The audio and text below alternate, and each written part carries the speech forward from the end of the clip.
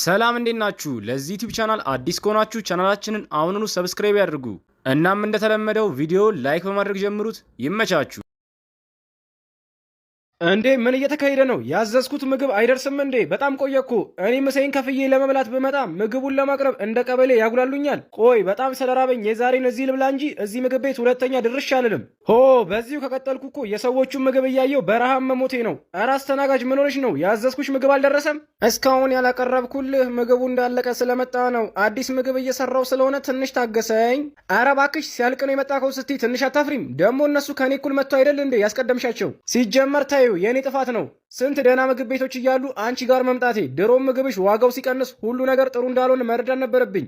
የማትረቢ አሁን ራሱ በጣም ባይረባኝ ኖሮ ያንቺን ትቼ ሌላ አሪፍ ምግብ ቤት ሄጄ በላ ነበር። እንደውም በቃ በጣም ስለራበኝ አሁኑኑ ቶሎ ብለሽ ምግቡን አቅርቢልኝ። ኧረ ተረጋጋ፣ ምግቡ በደንብ እስኪበስል ድረስ ትንሽ ታገሰኝ። ባክሽ ርቦኛል፣ አሁኑኑ ምግቡን አቅርቢልኝ። ቆጆ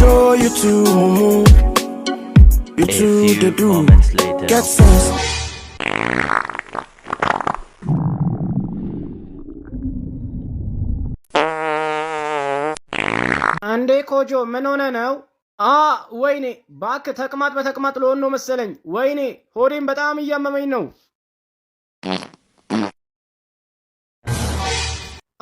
ከዛ የማይረባ ምግብ ቤት ያቺ ሰራተኛ የሰራችውን ምንም የማይጣፍጥና ያልበሰለ ምግብ በልቼ በጣም ታመምኩ። ወይኔ ሴትዮዋ የሰራችውን ምግብ ባልበላ ቢቀርብኝ ይሻለኝ ነበር። በቃ አሁን በጣም ስለወጠረኝ እዛ ጋር ያለውን ስልክ ወስጄ ሽንት ቤት ገብቼ ትንሽ እየተዝናናው ህመሜን ባስታግስ ይሻላል። እንዴ እዛ ጋር ቻርጅ ያረኩትን የሌላ ሰው ስልክ ማን ነው የወሰደው? በእርግጠኝነት እዚህ ከኮጆ ውጭ ማንም ስለሌለ ስልኩ ኮጆ ጋር ነው የሚሆነው። እሺ የኔ ወንድም ስልኬን ቻርጅ ስላረክልኝ በጣም አመሰግናለሁ። እንዴ ስልኬ የት ገባ? ከቻርጀሩ ጋር አልነበር እንዴ? ቆይ ማን ነው ስልኬን የወሰደው? ተረጋጋ የኔ ወንድም፣ ስልክ ኮጆ ጋር ነው ያለው። ያው ኮጆ ስልክህን ሽንት ቤት ይዞ ገብቶ ነው፣ ከሽንት ቤት ሲወጣ ይሰጣል። አንተ ግን ስልኬን ኮጆ ሲወስደው እንዴት ዝም ትላለህ? በቃ እሺ ስለምቸኩል ቶሎ ብለህ ጥራውና ስልኬን ይስጠኝ። ኮጆ አንተ ኮጆ፣ የስልኩ ባለቤት እየጠበቀ ስለሆነ ቶሎ ብለህ ከሽንት ቤት ውጣና ስልኩን ስጠው። ኮጆ ሰምተኛል አይደል? በቃ እባክህ ስለሚቸኩል ቶሎ በል።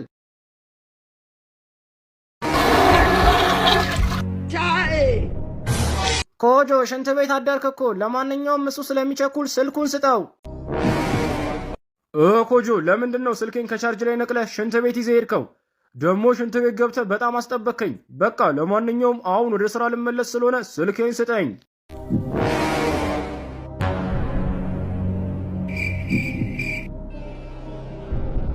ኮጆ ምን ሆነ ነው? በቃ በጣም ይቅርታ እባክህ የኔ ወንድም፣ አሁን በምነግር ነገር እንዳትበሳጭ። ያው ስልክህን ድንገት በአጋጣሚ ሳላስበው ውሃ ሳፈስ ስልክ ከውሃው ጋር አብሮ ሽንት ቤት ውስጥ ገባ። እባክህ ተረጋጋ። ምን ስልክህን ሽንት ቤት ውስጥ ጣልከው? ዋጋውን ታገኛለህ።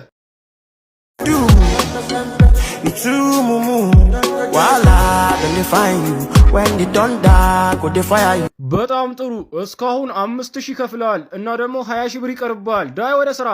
ሄይ ኧረ አሁን እኮ 20 ብር ለማግኘት ከእሑድ እስከ እሑድ ሙሉ ቀን ከወር በላይ መስራት አለብኝ። ወይኔ ከዚህ ሰውዬ መቼ ይሆን የምገላገለው? ወይኔ መቼ ይሆን እዳይ ነው የምከፍለው? ወይኔ እንዴ ልጄ በዚህ በማታ ወዴት ልትሄጂ ነው? ያው ዳዲ ብዙ አልቆየም እመለሳለሁ። ቆይ አንቺ ልጅ ግን ስንት ጊዜ ነው የምነግርሽ? እኔን ዳዲ አትበይኝ አባባ በይኝ አላልኩሽም እንዴ? አረ ዳዲ ቻፕስቲክ እኮ ስለሚበላሽብኝ እኮ ነው እንደዛ ማለለ።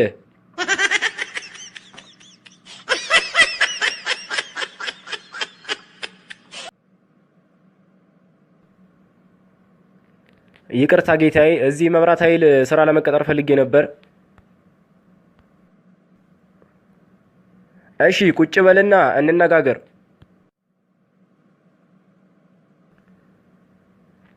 እሺ የኔ ወንድም፣ ያው እኛም የምንቀጥርህ ታውቃለህ መብራቱን ብዙ ጊዜ ስታጠፋ ነው እና መብራት የማጥፋት ችሎታ ምን ያህል ነው? አይ አለቃ፣ እኔ እኮ ማለት ነው መብራት የማጥፋት ልምድ ከልጅነቴ ጀምሮ ነበር የነበረኝ። መብራት ሁሉ ከማጥፋት የተነሳ ትምህርት ቤት ራሱ ተማሪ እያለሁ የትምህርት ቤታችንን ብላክቦርድ በዳስተር ማጠፋው ብዙውን ጊዜ እኔ ነኝ።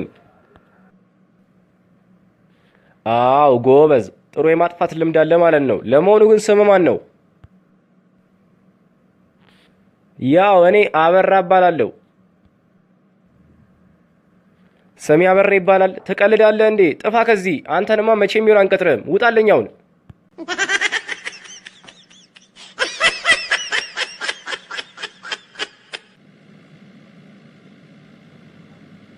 እኔ የምለው ውዴ የሆነ ጥያቄ ልጠይቅህ? እሺ ፍቅሬ ጠይቅኝ። ምንድን ነው? ቆይ ግን አንተ እኔን እንድታገባኝ ማን የጠቆመህ?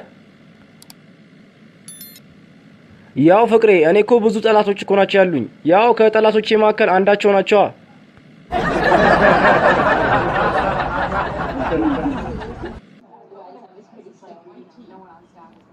ውዴ ምን ሆነሃል? ተጫወት እንጂ። ወይ ፍቅሬ አታውቂም እንዴ? እኔ እኮ ዝምተኛ ነኝ። ዝምተኛ ነኝ? በጣም ይገርማል። ይሄ ይገርምሻል እንዴ ውዴ? እኔ እኮ ማለት ነው በጣም ዝምተኛ ከመሆኑ የተነሳ ታክሲ ውስጥ ራሱ ሰፈር ስደርስ ወራጅ ያለ አልልም። መጨረሻ ላይ ነው የምወርደው። ምን ታዲያ አንተ ዝምተኛ ሳትሆን ዘገምተኛ ና።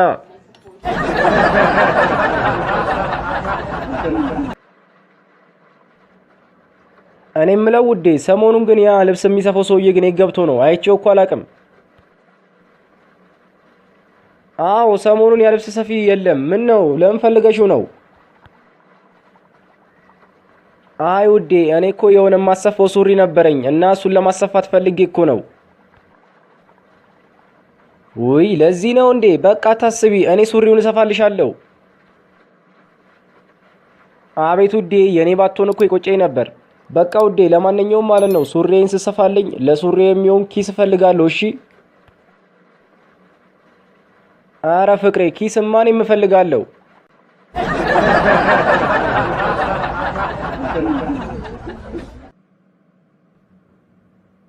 ሰላም ዶክተር። እሺ ወንድሜ ምንን አሞ ነው? ያው ዶክተር በጠዋት ስነሳ በጣም እያመመኝ ነው። ለዚህ እስቲ መፍትሄ ካለ ንገረኝ። አይዞህ ይሄማ በጣም ቀላል በሽታ እኮ ነው። ወዲያውኑ ትድናለህ። አረ ዶክተር ታዲያ እንዲህ ቀላል ከሆነ መፍትሄው ምንድን ነው? ያው ጠዋት ስትነሳ ነው አይደለ የሚያምህ? አዎ ዶክተር። በቃ ከዚህ በኋላ ከሰዓት ተነሳ።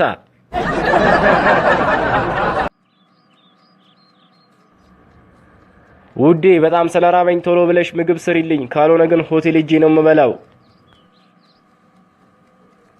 አታስቢ የኔ ማር፣ 5 ደቂቃ ብቻ። እንዴ ፍቅሬ እንዴት እኮ እንደምወድሽ። ለመሆኑ ግን በ5 ደቂቃ ምግቡ ይደርስልሻል? አይ ውዴ በ5 ደቂቃ ውስጥ ልብሴን ቶሎ ብዬ ለባብሼ ካንተ ጋር ሆቴል ሄጄ ልበላ ነው።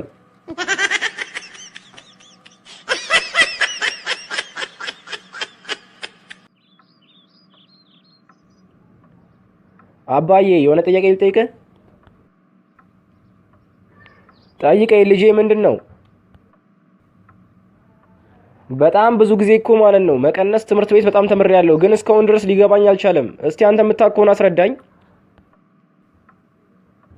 አይዞህ ልጄ መቀነስ እኮ በጣም ቀላል ትምህርት ስለሆነ አሁኑን አስረዳሃለሁ። ይኸውልህ ልጄ በደንብ አዳምጠኝ። አሁን አንተ 10 ብርቱካን አለህ እንበል እና ከ10ሩ ብርቱካን ውስጥ 5ቱን ብርቱካን ለጓደኛህ ሮቤል፣ ቀሪውን 5ቱን ብርቱካን ደግሞ ጎረቤታችን የሌለችው ቆንጂየዋ ልጅ ብትሰጣት ስንት ብርቱካን ይቀራል? እንዲህ አባዬ ምን ሆናል? ለሮቤል ምንም አይነት ብርቱካን አልሰጠውም። ሁሉንም ብርቱካን የምሰጣት እኛ ጎረቤት የሌለችው ቆንጂየዋ ልጅ ነው።